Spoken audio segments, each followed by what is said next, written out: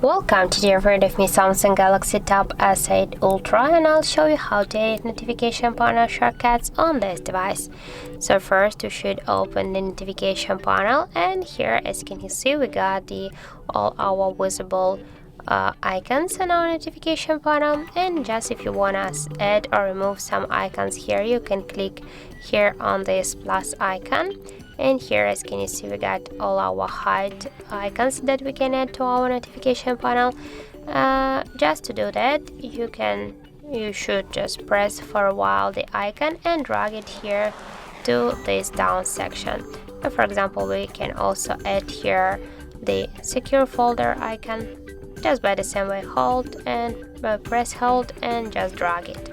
And then just click here to done, and you'll see here all the changes that we just successfully added here, the new icons to our top bar.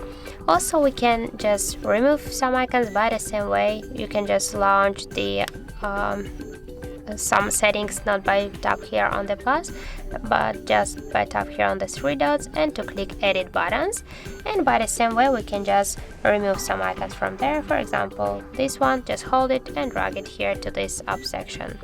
And by the same way we can just remove the mobile data, and for example the quick share, where is it? It's here. And by the same way we can just remove some icons from our top bar. And if you want to just change the position of the icons, just hold for a while the icon and drag it. For example, here the third one will be the flight mode icon and the next one will be the location. So that's it. That's how to manage to add, remove and manage the icons positions on our top bar.